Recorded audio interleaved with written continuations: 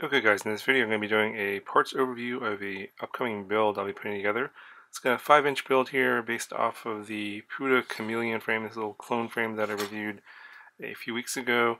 And the reason I'm doing a parts overview first is I want to give you guys that have been asking me for a build video an opportunity to leave your comments below as to what you want to see in the build video in terms of a little bit more detail on how I would put a build together. Now, obviously, there's a lot of different kind of parts out there, and there's different ways you can put builds together. But these are the parts I'm going to be going with, and I'm kind of going with a more simple build, so it should be fairly easy for you guys to follow along that are not as experienced at building.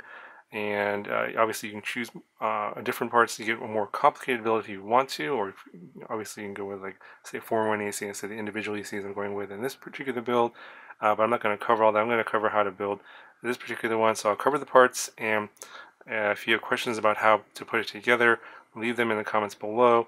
And then when I do the build video, I will try and address those in that video for those of you guys that are curious about how to put a 5-inch drone together. So as I mentioned before, the build is going to be based on this 5-inch frame here. This is the Chameleon frame. It's a clone of the Armaton Chameleon. I did a review on this previously, and I'll put a card in the corner here. You guys can check out that video on details on this frame. The heart of this build is going to be this part here, the HG-LRC F4 V6 Pro. I did a review on this already as well. And this is going to make this build a lot simpler. It's a flight controller with a video transmitter and a PDB all in one, and it also has a current sensor. But I'll put a card in the corner to that video if you want to check out more details on this. This is going to make the build a lot easier. I can essentially just put this here in the center, and then I'm going to put my ECs on the arms, solder my ECs to this all-in-one board, and then I'll have, there's a little connector here, an MMCX connector that's going to go to the antenna in the back. I'll have an antenna as well, and then obviously all I got to do is wire up my FPV camera here in the front, and the camera I'm using is the Caddx Turbo SDR2. This is a newer version of the SDR1, and the ECs I'm going to be going with are these 32-bit ECs from Disney, 40 amps, has a current sensor I believe on board as well. I'm not exactly sure if I'm going to be using all the features of this, but this is the one I'm going to be using, and I'll be able to use a D-Shot 1200 with this one. And these will go on the arms here. And then the motors, I'm going to be going with the new Emax motors here. These are the new Race Spec 2, and this is a 2306 2400 kV motor. It's a very nice motor. Seems to be fairly light. You can see pretty nice windings, and the air gap's really tight, and it looks like the magnets are curved, but they're not too super thick, so they're not like really notchy. So the motor does spin pretty freely. Bearings seem pretty nice. You have a hollow shaft here.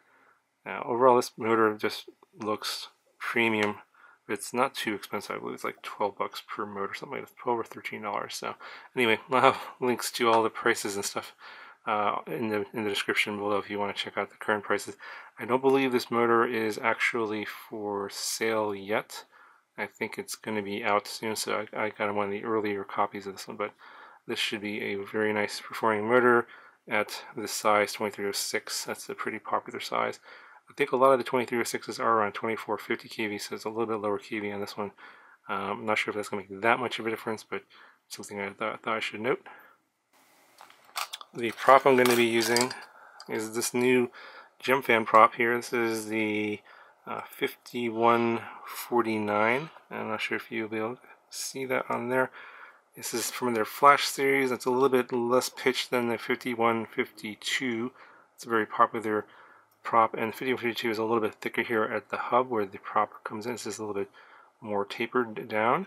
I can tell you that I already flown this on another model, and this actually tracks really nice, good grip.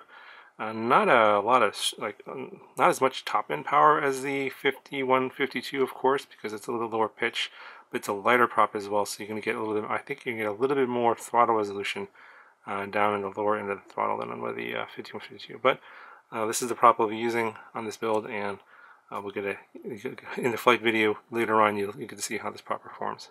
So that's going to do it for this parts overview. As I mentioned before, go ahead and leave me your questions on what you want to see in terms of how this is put together. I'm going to try and make it kind of like, quick and easy.